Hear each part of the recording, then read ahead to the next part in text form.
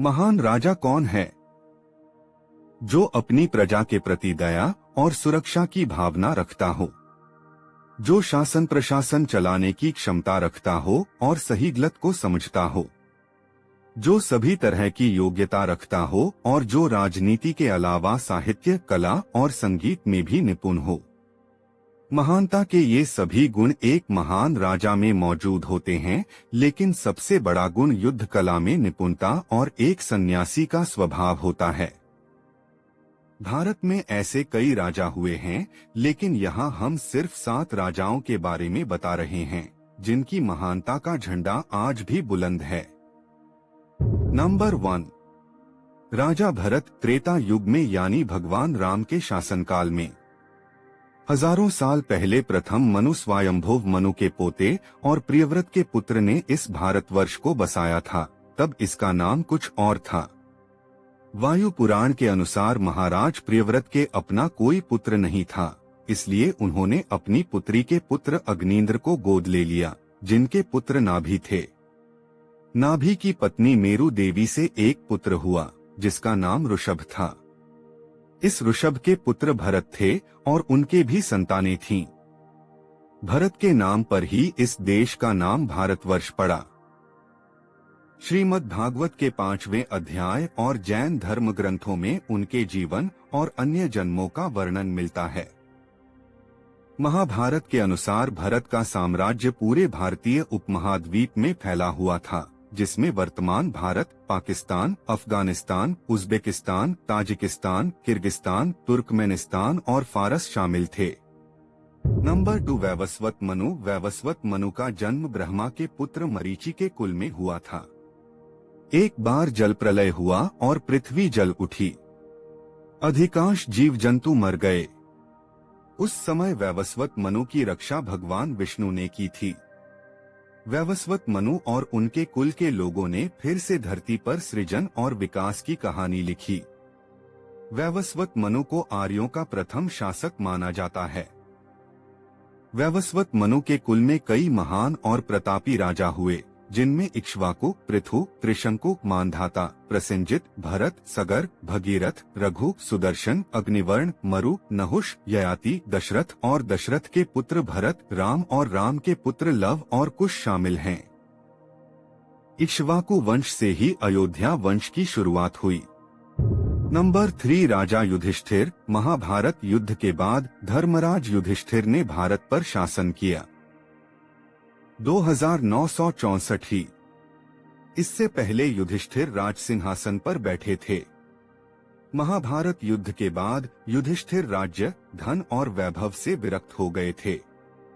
वे वानप्रस्थ आश्रम में प्रवेश करना चाहते थे, लेकिन उनके सभी भाइयों और द्रौपदी ने उन्हें क्षात्र धर्म का पालन करने के लिए विभिन्न तरीकों से समझाया। उनके शासनकाल में पूरे भारतीय उपमहाद्वीप में शांति और समृद्धि थी।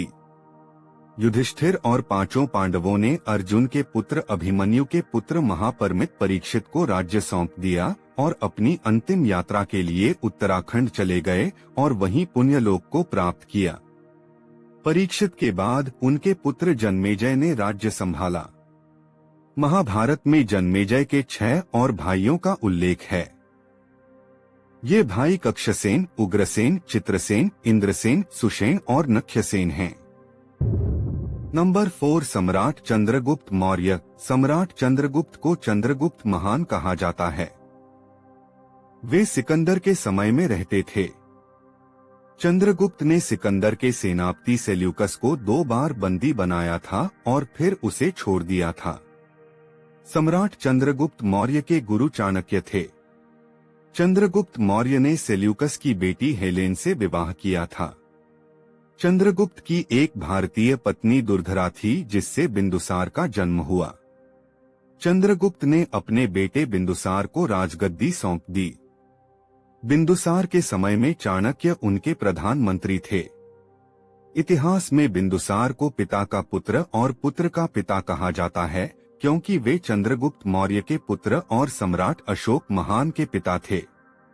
नंबर 5, विक्रम संवत के अनुसार सम्राट विक्रमादित्य, अवंतिका, उज्जैन के महाराजाधिराज राजा।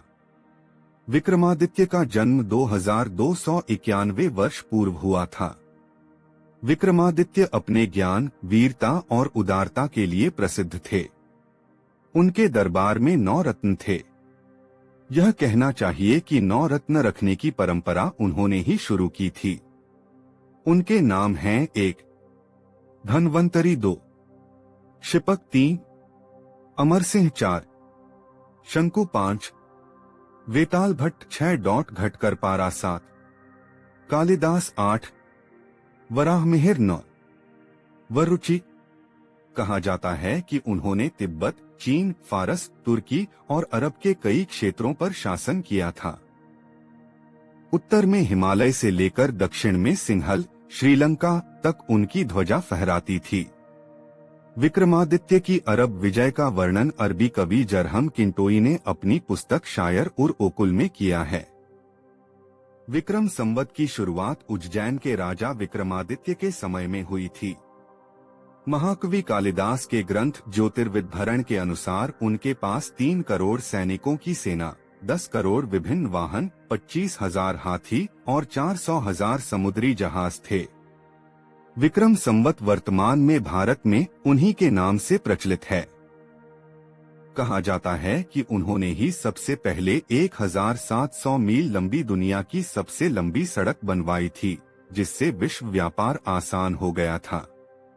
उन्होंने भारत में कई सुधार किए और कई निर्माण कार्य कराए। कहा जाता है कि बाद के राजाओं ने विक्रमादित्य से बहुत कुछ सीखा और उन्हीं राजाओं को विक्रमादित्य की उपाधि दी गई जो उनके पदचिन्हों पर चले। लेकिन यह भी आश्चर्य की बात है कि कई राजाओं ने उनके या उनके दरबारियों के कार्यों और स्मारकों को अपना मान लिया और विक्रमादित्य की उपलब्धियों को नजरअंदाज कर दिया गया। विक्रमादित्य से पहले और बाद में भी कई विक्रमादित्य हुए हैं, जिससे भ्रम की स्थिति पैदा होती है।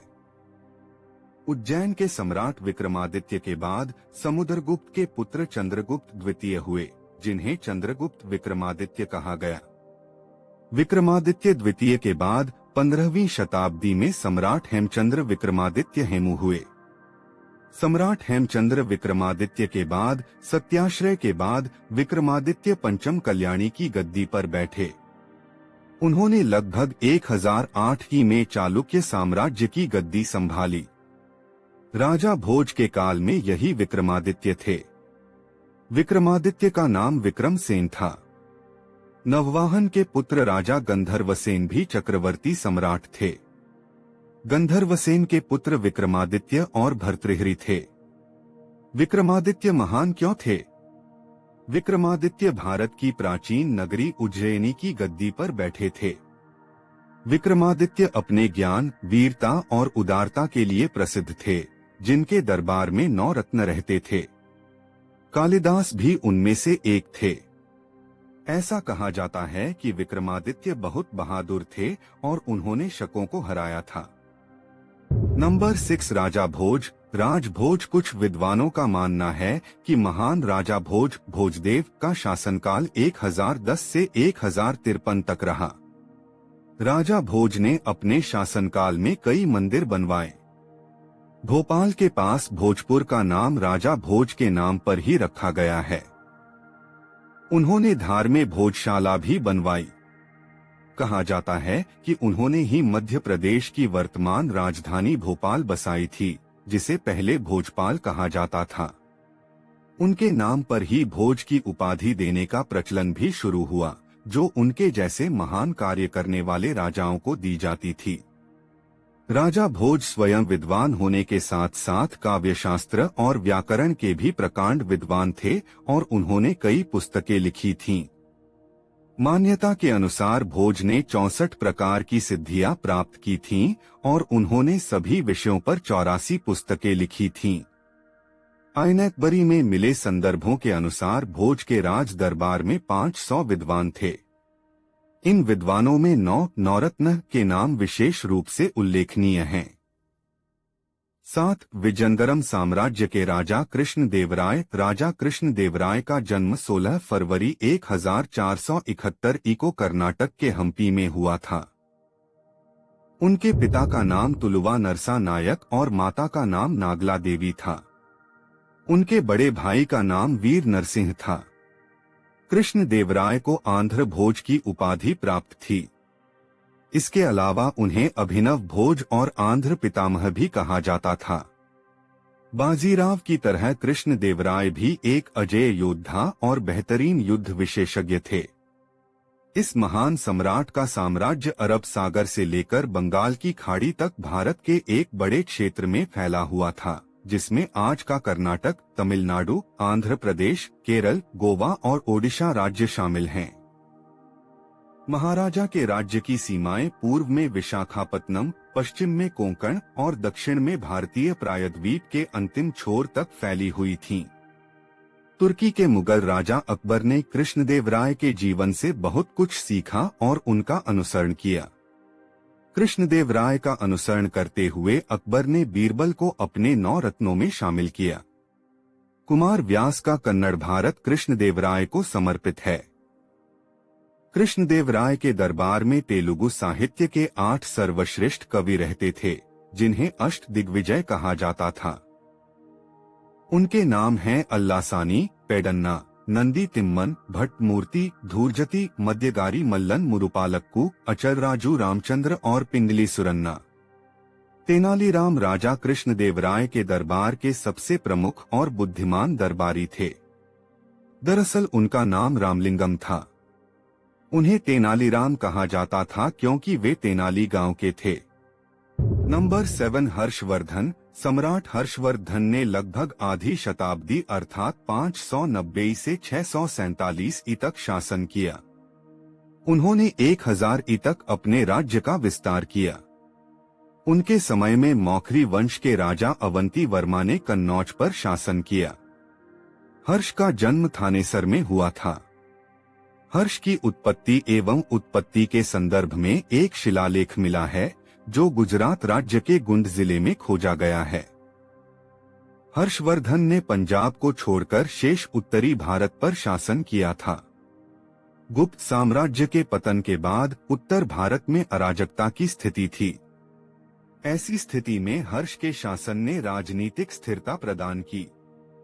कवि बाणभट्ट ने अपनी जीवनी हर्षचरित में उन्हें चतुर समुद्राधिपति तथा सर्वचक्रवर्तीनाधीराय आदि उपाधियों से विभूषित किया। Thank you for watching this video.